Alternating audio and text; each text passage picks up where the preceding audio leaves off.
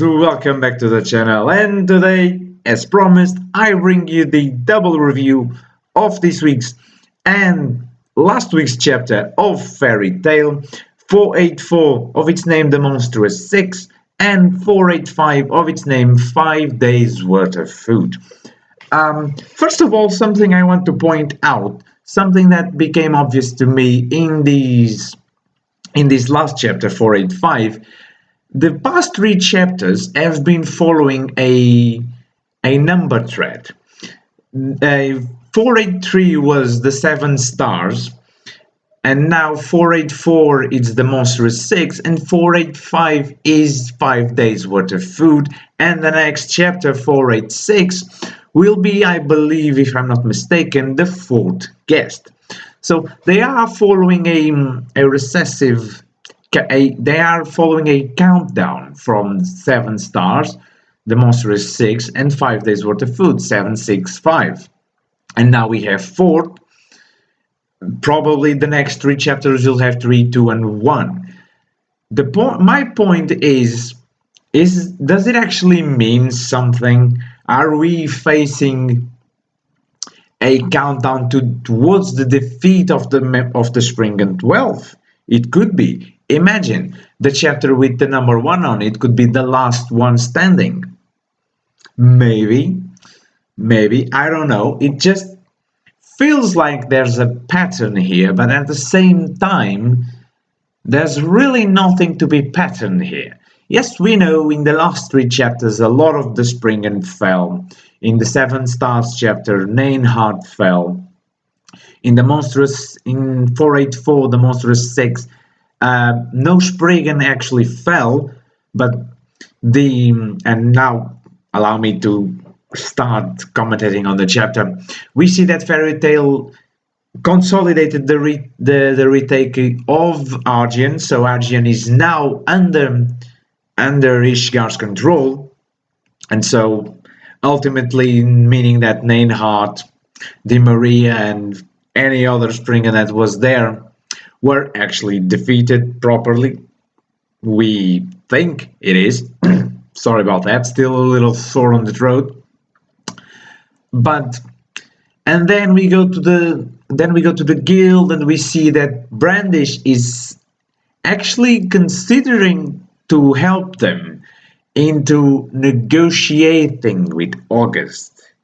I don't feel like that's gonna work exactly as she predicts, because yes, she's a member of Alvarez, but if I was in August's place, and if Brandish would come to me with such a proposition, I think I would not be sympathetic with her, because I don't know if August is as ruthless as any other member of the Spring and 12. According to Brandish, he isn't, even though he's called Despair, or I don't know if he's the one called Despair. Aelin is the one called Calamity, I believe.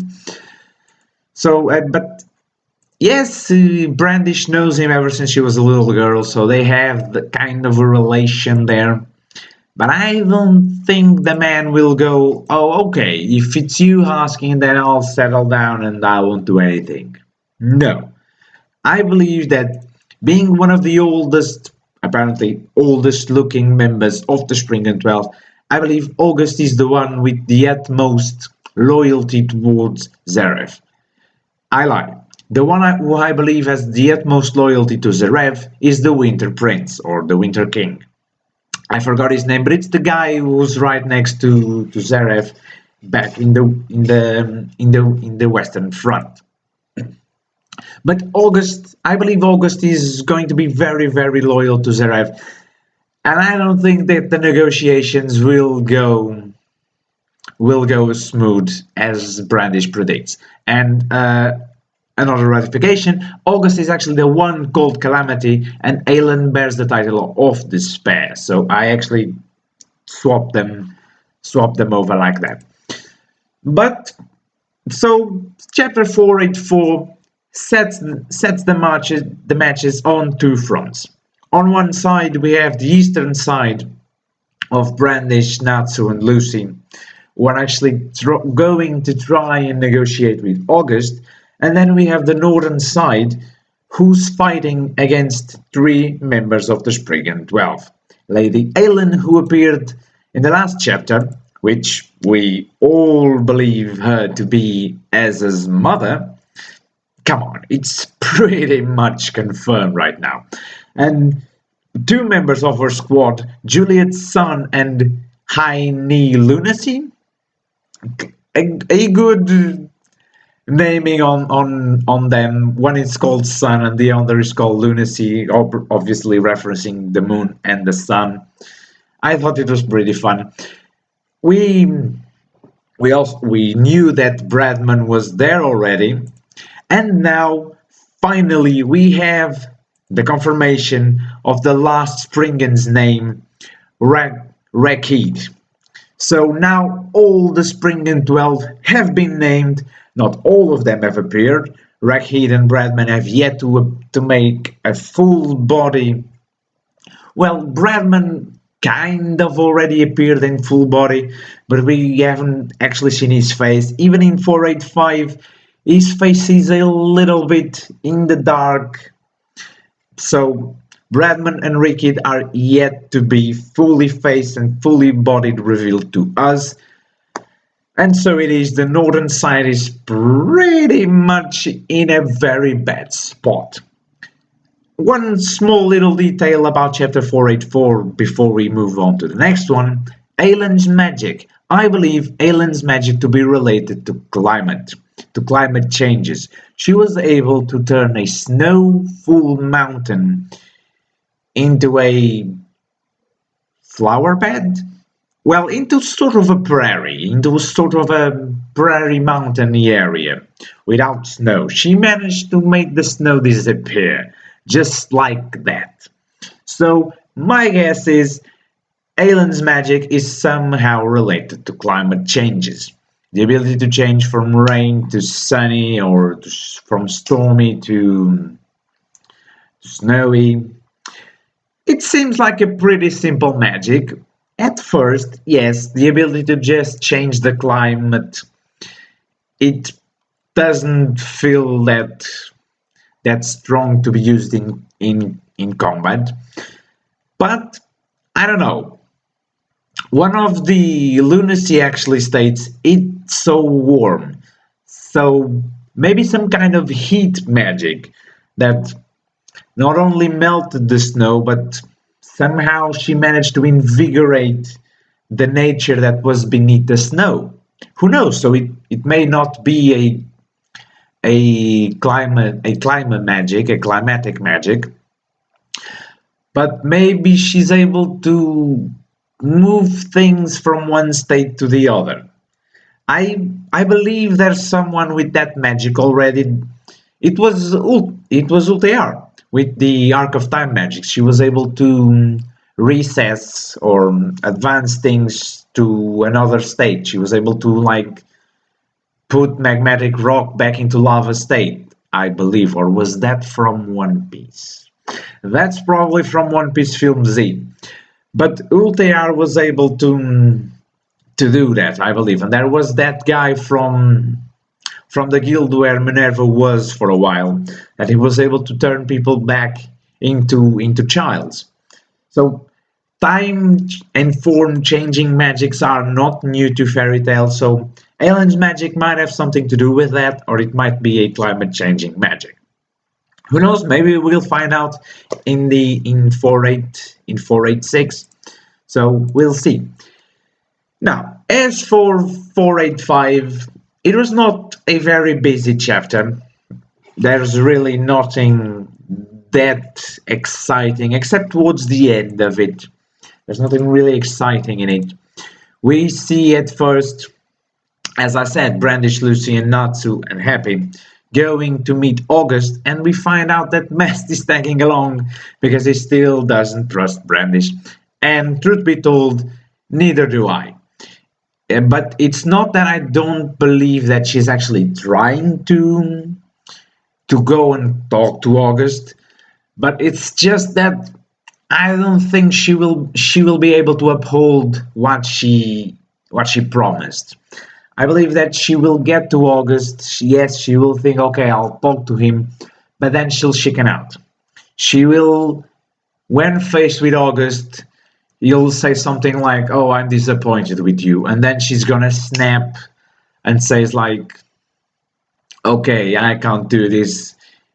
I gotta please him." Even though she says that August is a gentle person by nature, I don't know at what point a gentle person by nature wouldn't actually still say something like this to her.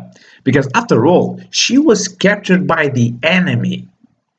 So, heck, one of the top soldiers would be disappointed at another one of the top soldiers if he was captured. So either the negotiations go haywire from the beginning, or either something happens during the negotiations that makes them go haywire. Either way, these negotiations will not go well and will not end well. And I believe that those negotiations not going well is what will make for the turning point on the versus Spring and 12 arc. Because as I've stated in my last fairy tale videos, and as you guys are probably already know what I think about this, I believe that the Spring and 12 are falling far too fast. Nainhart fell in a matter of 2 chapters. Di Maria fell in a matter of 1 chapter. Yes, she did a lot. Uh, um, the other girl, how's she called? The one that fought beside Wendy. You know who she is. She lost her magic while fighting to Di Maria. I'm not saying that Di Maria was not a worthy opponent. I'm not saying that Di Maria is weak. Heck no. Di Maria is strong as hell. She's a god. She's not a god slayer. She's a god takeover. She has a god takeover magic, which I dare say, out of all the takeover magics, that must be the most overpowered one. Imagine having Di Maria fighting against Miragen. God takeover versus demon takeover. Now that would be a fight to see.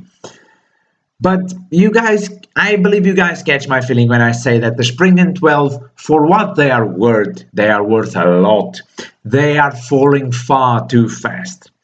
I was expecting them to last a lot longer and to give a lot more work. Yes, Luxus is nearly broken down from his fight against Vols and against Purahito next. Heirs also was nearly all bandaged up because of a fight against Nainhart's demons. But that's the question. It was not against Nainhart directly, it was against Nainhart's demons. But even so, a mage's magic is his fighting force, and so Nainhart's magic was powerful, and therefore Nainhart was powerful. But again, I repeat myself, the Spring and 12 are falling far too fast. That's why my hopes remain on the Northern front. Because up there, those 3 guys, Rakeheed, Bradman, and Alan, those guys, apart from August, those guys appear to be the ones that are going to give the most work to all of them. Heck, even Sabretooth were crucified by them.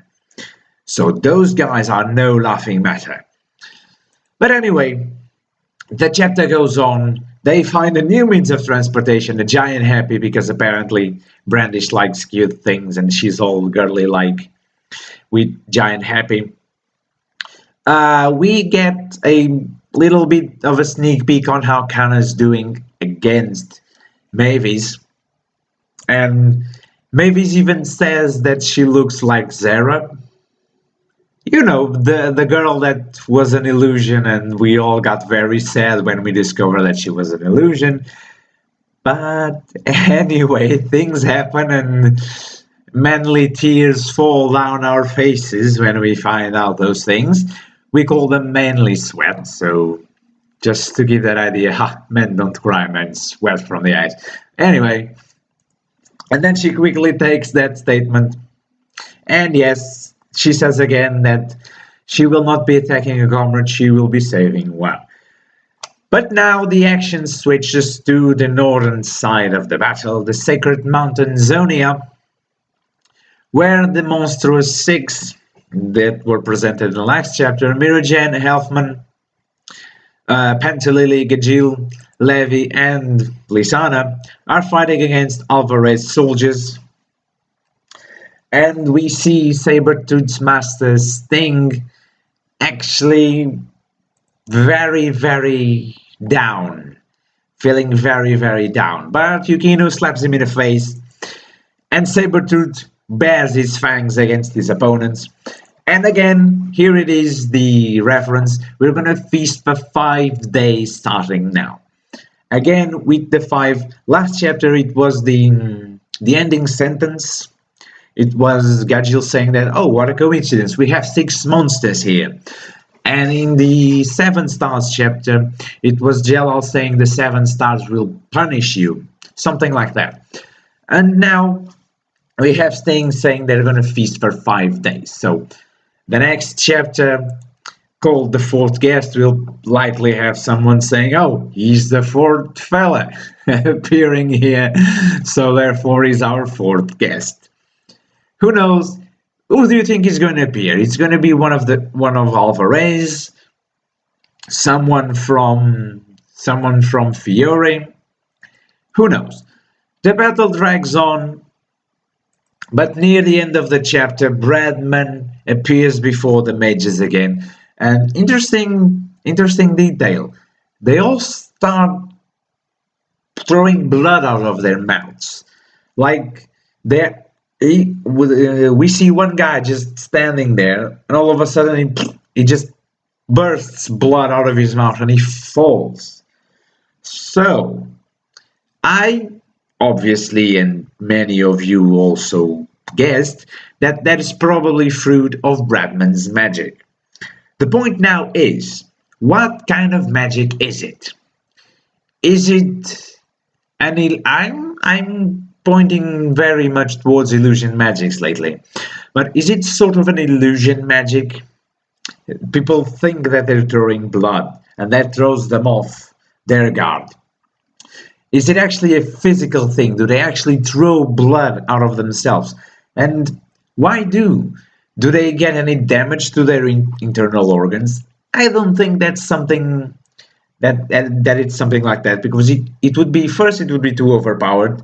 Second, it would be far too grim, far too gory for this kind of situation. And second, the guy wouldn't just stand there and belch blood out of his mouth and then fall. The guy would be screaming with pain for having one of his organs. Like, imagine if Bradmans Magic would allow him to summon a hand inside your body and like squish you a lung or squish your kidney or something like that and blowing it up. That would inflict a lot of pain. So perhaps a poison aura? Maybe it's something like that. Maybe when he gets to a certain area, he has like an AoE effect on him. An area of effect that releases some kind of poison. And then that poison, when inhaled, makes for the blood expelling. Maybe that's it. But Gadgil comes around and he crucifies Bradman. And Bradman says something very interesting. What you've just touched, I'm not going to read that because the guy speaks like he's from the world of Thor. He speaks like he's from the north. So in North folk, people usually speak like that. If you read, there's a manga called Vinland Saga. I'm reading it now. It's an awesome manga. It's an historical manga. I really damn it, I'm losing the word. I really recommend it to you guys. That's the word I was looking for. I really recommend it to you guys. It's called Vinland Saga. It's about Vikings, but it's really historical. There's historical characters in that manga. I really recommend it to you guys. Maybe I'll do a video on it separately just to recommend it. I've been thinking about doing something like that. But yes, Bradman seems to speak in that sort of old Nordish way. And so the chapter ends with this statement. Next chapter 486, the fourth guest. Who is this fourth guest? Could it be the Winter Prince arriving from Zere's forces? Because we have three Springans in the northern side of the battle, so a fourth guest would be clearly a Springan. Who knows? What do you guys think? What have you guys thought of these past two chapters? Me, personally, I think they were good chapters. Overall, they were good chapters. They were setting up chapters. 484 saw the end of Arjun's battle and started the battle or restarted the battle on the northern side, and 485 continues the war on the northern side and sets the battle for the next chapter, which probably will be Gajil versus Bradman. Overall, they were very good chapters. My only hope is that these three Springans, possibly four, actually last a little bit more than the others. Again, not saying that they were weak, but saying that they were defeated too fast. I was not expecting Fairy Tail mages to be able to defeat them so fast. Yes, Erza, Jalal, Mira Jane, most probably, Gajil, yes. Certain combinations of them versus the Springan, certain combinations of them versus the Springan would make up for very, very quick battles. But some of those battles were not such combinations, so I was a little bit disappointed, but not enough to make me stop want to read this, because Fairy Tail is going very, very awesomely, and I want to keep reading it because I want to see where this is going. Really, I want to see where the war versus Alvarez will go. And so, for that, I will have to wait, as will all of us, for chapter 486 of its name, The Fourth Guest. I say my goodbyes to you for now. Next, coming up, we have a video on the 7 deadly sins, which, on that, my friends, I am a little bit more disappointed. But I will talk about the 7 deadly sins in its own video, and I will see you guys right away.